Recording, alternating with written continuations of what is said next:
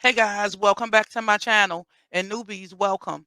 Y'all, this story right here by far is one of the most horrible and disgusting stories we ever talked about over here. So I have to warn y'all now, brace yourselves. But before we get started, I have to play YouTube's guidelines. We may allow the kinds of violent or graphic content noted above in some cases in educational, documentary, scientific, or artistic content. This is not a pass to upload content meant to shock or disgust or encourage others to commit violent acts. And we do not make these exceptions for certain kinds of content, like footage of violent physical, sexual assault for educational content containing the kinds of violent or graphic content noted above. This context must appear in the images or audio of the video itself. Providing it in the title or description is insufficient. 41-year-old Jarrett Hobbs, who was arrested for drug possession and traffic tickets, they say. It really doesn't matter what he did because he didn't deserve the brutal beating the Camden County police officers did to him. It's hard to watch, so again, I have to warn y'all, not to mention he wasn't even given any medical assistance. Officers involved in the beating of an inmate in Camden County are now reassigned to administrative duty. The inmate's attorneys also released a third video showing a different angle of what happened. Now, we want to warn you, it might be difficult to watch. We've blurred much of it because at some point the man's pants came off. And while this is happening, other inmates peeked their heads out when they heard the commotion. When it was over, you can see deputies checking each other out for injuries, one even patting another on the back. Attorneys for 41-year-old Jarrett Hobbs joined his sisters and local activists today for a news conference in front of the Camden County Courthouse. News4Jax reporter Ann Maxwell was there. And Hobbs' attorneys say the beating we saw in that video happened September 3rd, and they're accusing the sheriff's office of a cover-up. That's right. They note that the sheriff's office here only took action after video of this beating became public on Monday. They say Hobbs's complaint here right after the incident was ignored, and they're accusing the sheriff's office of fostering a culture of abuse. And again, we want to warn you, this video is really difficult to see.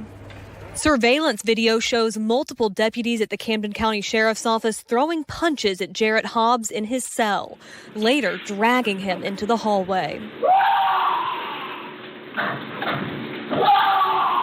Hobbs' attorney Harry Daniels says his client was hurt. Mr. Hobbs had swelling, chipped tooth, maybe had bleeding, internal bleeding. We never know because they didn't get him any treatment. One of his dreads was ripped out of his head. You can imagine how painful that was. Hobbs' attorneys say they want the deputies placed on leave and criminally charged. Attorney Bakari Sellers also called for the U.S. Department of Justice to investigate the Camden County Sheriff's Office. And so what we have here today is a department that is rogue, a department that's out of control, a department that's absent leadership. According to Hobbs' lawyers, their client had been brought in on nonviolent charges and was having a mental health episode. But they say after this incident, he was charged with battery, aggravated assault, and obstruction. Hobbs' sisters say the deputies are the ones who should be charged. They just get fired, get charged, get us the same thing that would happen to us if we was out here. Y'all would have charged us. So what's making them any different that because they got a badge?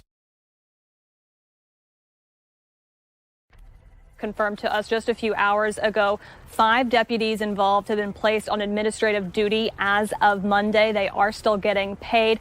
I asked why they hadn't been placed on that duty earlier, and they said they couldn't comment further, citing the internal investigation underway as well as the GBI investigation that just opened Tuesday. For now, reporting live from Camden County. Man, this is horrible. And to hear those screams and watching it uncensored, it's just horrific. They need to be in prison so someone could beat the hell out of them like that. And his family, they say that he's suffering from mental issues. That's just sad. But we already know how this is going to play out. They're going to get a slap on the wrist. We already see that with them being put on administrative leave, which means they're getting paid while they sit at home on their asses with their wives and kids. And I don't want to single out the only black skin officer in the video who's pretending to join in clearly.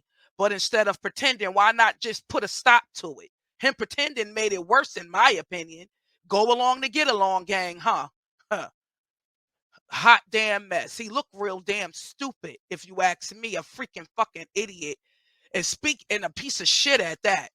And speaking of pieces of shit, 8 Milwaukee police officers under investigation for allegedly violating during a frisk on minors and other black-skinned men who in other states where apparently this is a thing the police is doing out here.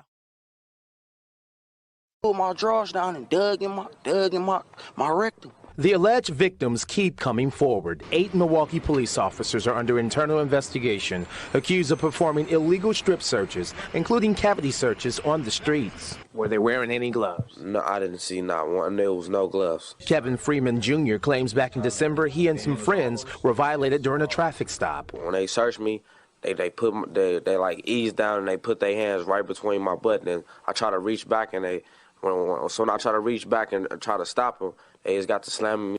He pulled out my pants, touched my testicles. They like eased down and they put their hands right between my butt. He pulled my drawers down and dug in my rectum. This from Baton Rouge police officers. They strip searched this man, Clarence Green, in the middle of the street. He's shown to be distressed, obviously. It's broad daylight outside, but that's not even the worst of the more than dozen violations that these police have been cited for in this search. Here, they're searching Clarence Green's 16-year-old brother illegally and in broad daylight. Again, you're just supposed to search the band of the underwear. Clearly, the officer's doing a lot more than that, and the boy even comments on the sexual assault. As he considers this rape because the officer didn't just pat him down, he stuck his fingers up his anus, and it happened in front of a large group of people. I can see how rape women, I can see how they feel now. Humiliated and violated. That's how a Memphis man feels after an encounter with 2 Memphis police officers. He didn't want to share his name or show his face because he's scared of retaliation. The victim tells me it all started here at the intersection of Red Oak Street and Mimosa Avenue. On August 5th, he was talking with a friend when 2 patrol cars pulled up. 2 officers jumped out and he just slapped his hands on the hood like hands on the car now. In the lawsuit, the officers are called John Doe 1 and John Doe 2 because the victim doesn't know their names. The victim says the officers patted them down. Then one policeman found marijuana in his friend's pocket. Shortly after, the lawsuit claims the officer handcuffed him, removed his pants, then put a finger in the victim's anus. He believes his friend was searched the same way. And I'm a grown man, though, like, for you to do that to me, but like, I'm not supposed to feel a certain type of way. The whole time, the victim says he was yelling, telling the officers he didn't give them permission to search him. But he says that made things worse. You need to shut up. I can write it how I want to write it, make it look how I want to make it look. Hours later, the victim was released. He made a complaint.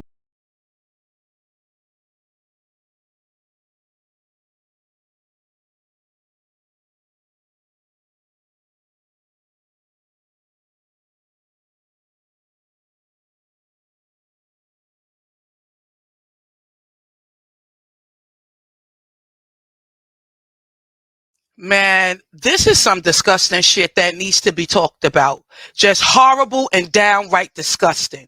We have the police out here beating up our black brothers while violating them in the worst possible way, devouring their manhood. But what do? When you got the police, when the police are the biggest gang members, they have their union reps, police chiefs, and district attorneys all protecting them. Just sick. Like, seriously.